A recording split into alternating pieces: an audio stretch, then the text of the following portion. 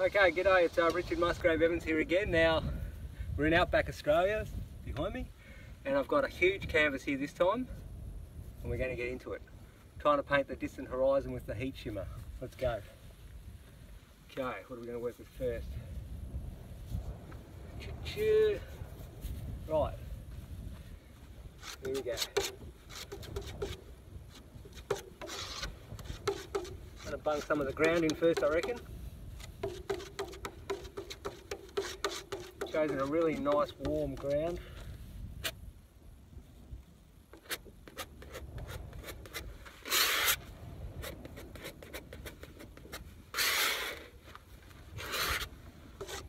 Paint's nice and smooth today. The other day I had a few lumps and bumps in it. This is better.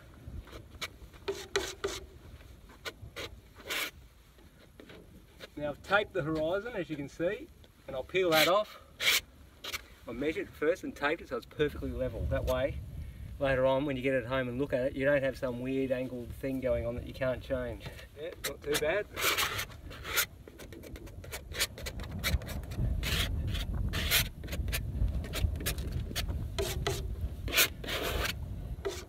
Right.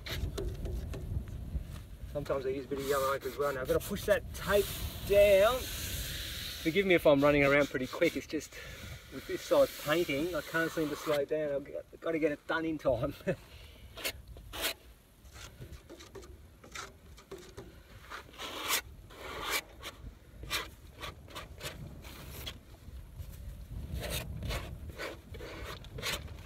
white was rough as guts.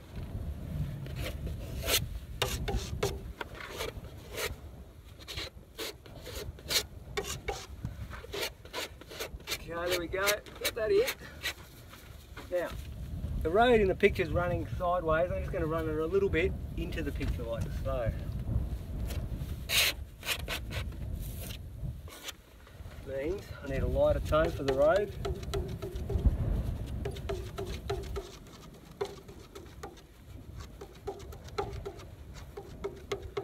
Have a look at this. Alright, what do we got?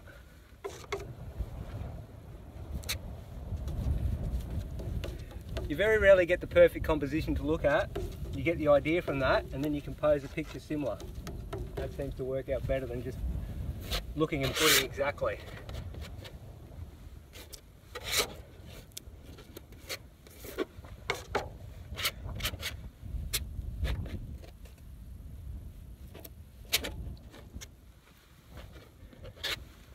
Alright, I'll just jump back and have a look at that.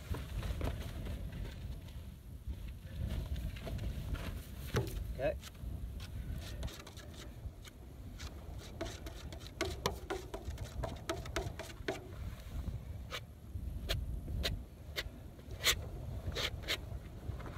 Yes, very good. A bit more orange there.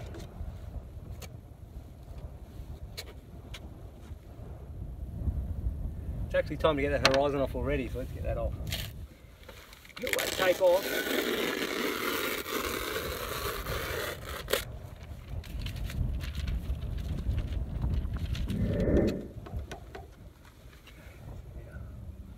That board's pumping, so I'm going to have to go like this.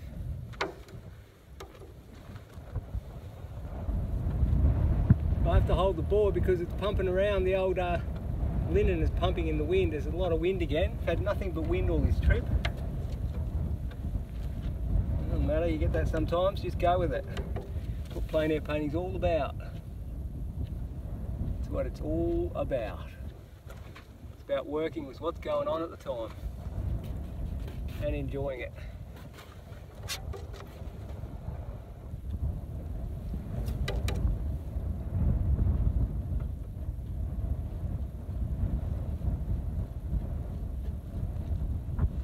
A bit of sky in now.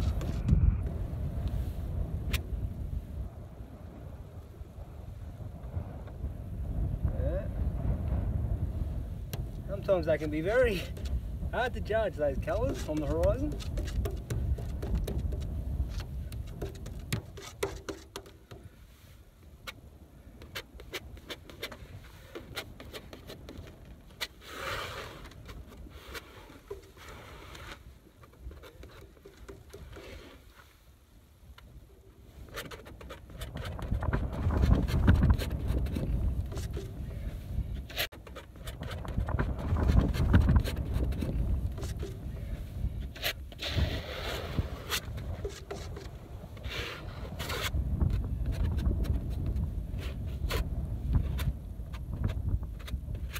I can feel the brace behind the linen here. Now a bit more of the sky colour, which is usually got a bit more blue in it, obviously.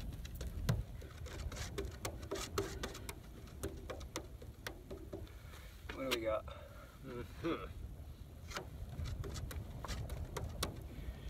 Fun and games, fun and games. Mix, mix, mix, mix. A lot of mixing.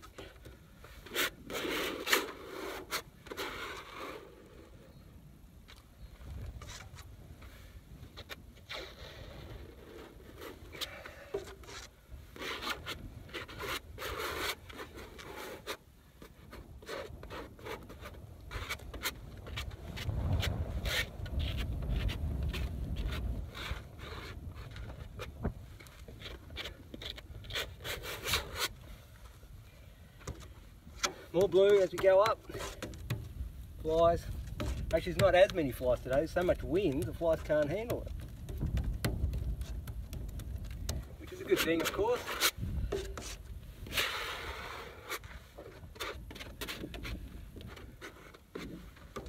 Sometimes I feel like the palette knife is not big enough for the job at hand.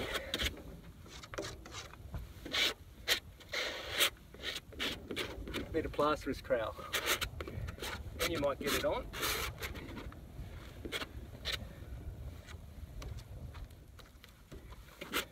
It's going darker as I'm going up, if you may notice.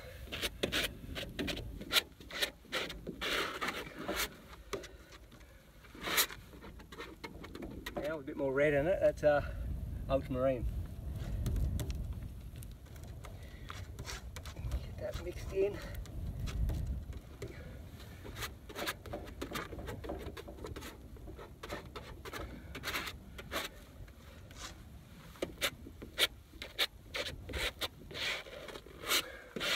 That with the tin sometimes, you get a bit of a skin on the surface in the tin. Adds charm, I guess.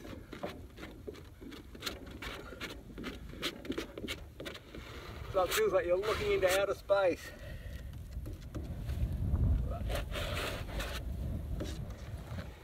Right, we've got a coverage, now let's just blend it a bit more.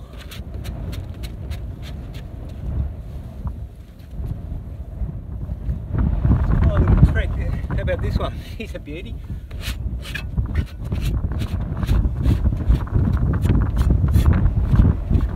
Not bad. Might be a quicker way to blend it. Always got to experiment. Doesn't flex much though. The artist quality one flexes a lot more. That's a bit stiff. You've got to try these things.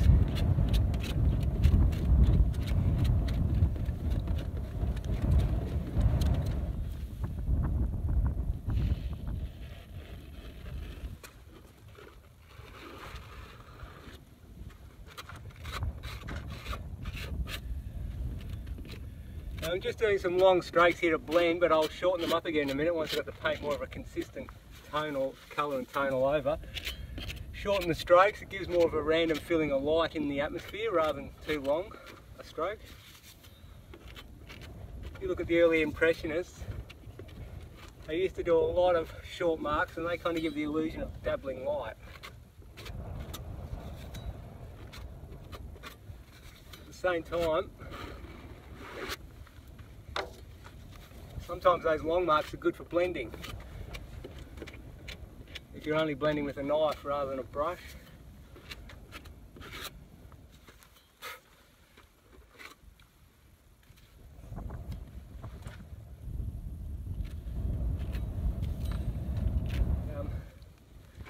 Let's mix a bit of that.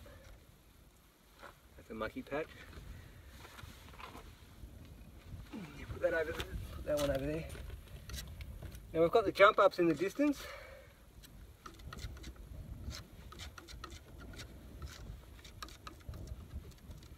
The jump ups are a beautiful mountain range.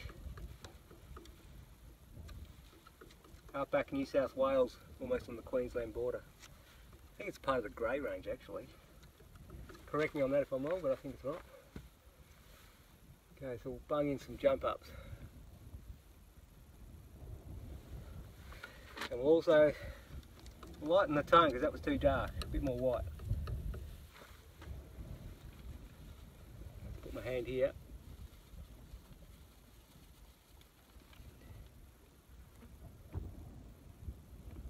They've got beautiful flat tops, those hills. Now I don't normally do this, but I'm going to use a tiny palette knife because some of those hills on the horizon are absolutely tiny.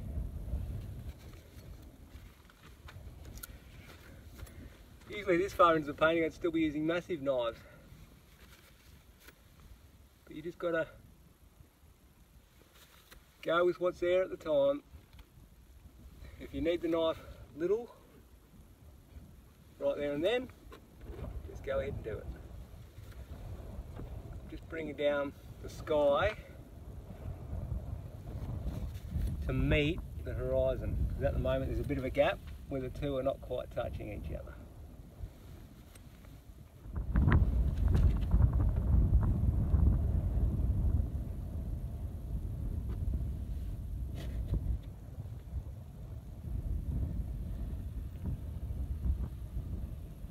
The horizon is such a subtle thing.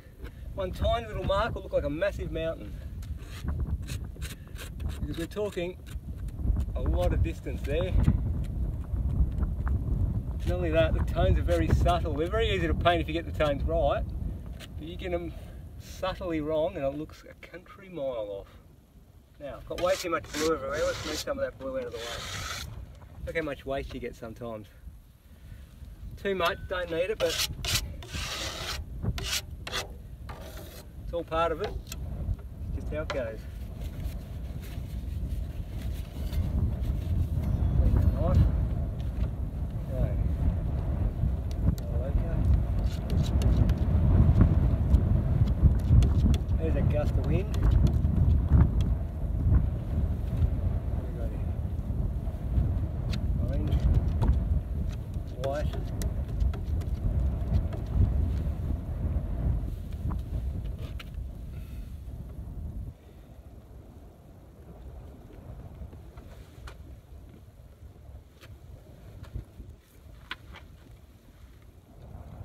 Painting the tussocks of grass. Now I'll pull the mark up on the edge there.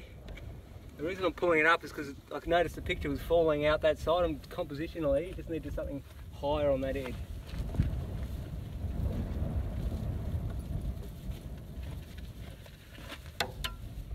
Tell you what, there's hardly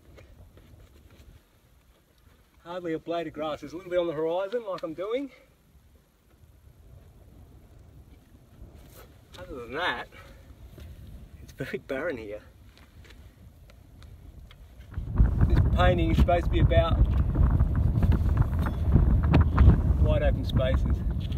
I think I've got the right subject matter here in front of me. I was looking for a big empty area to paint. Well, here it is.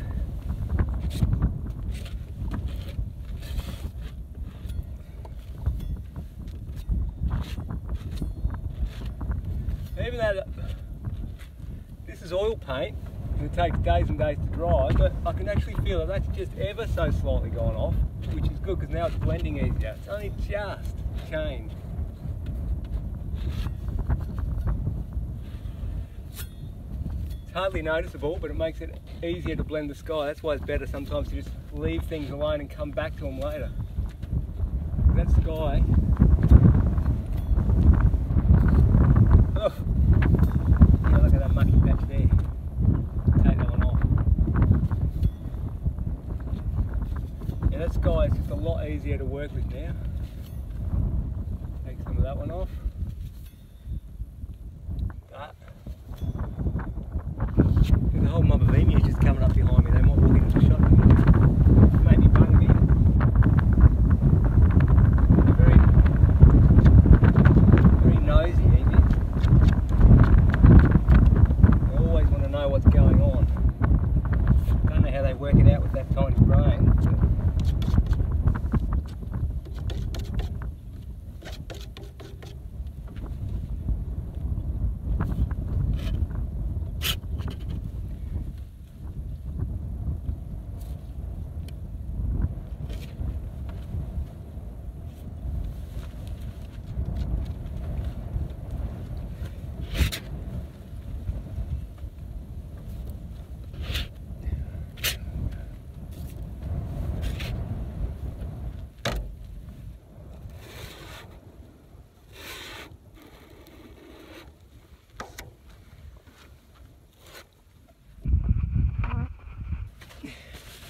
Now she's a barren picture, isn't she? Very barren. The wind's just cut out for a minute, so now the flies think it's time to come back. Which one do you want? Flies or wind?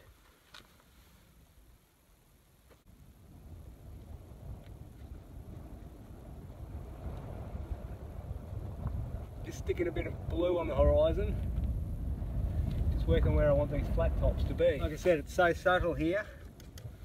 One slight wrong tone or slight wrong mark and the whole thing's crazy out. But if you got the right tones, like I said, it's actually quite easy to get the illusion of realism, and that's what we're trying to do here. Modern realism.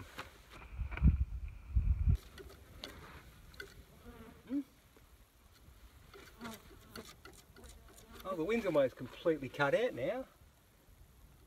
Just putting a few little trees. There is one or two tree here, and it just adds that tiny bit of interest.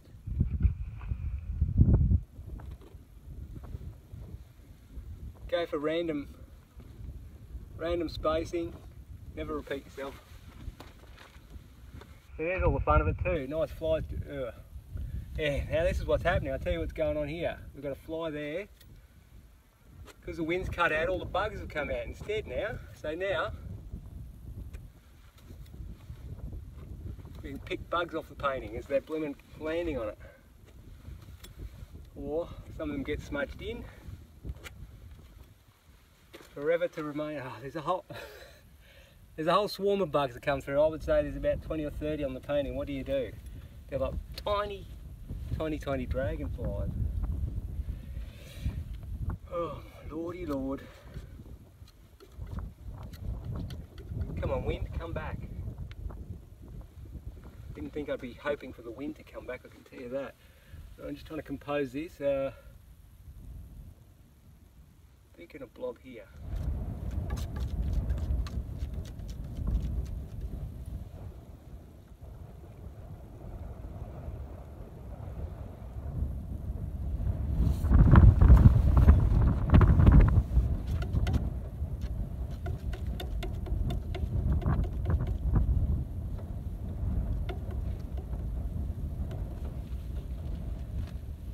Finger there maybe.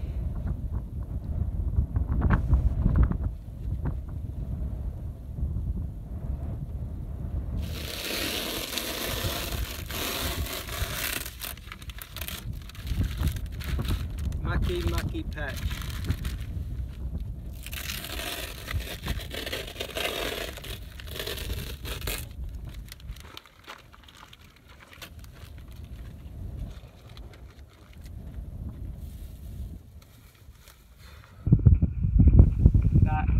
Mucky.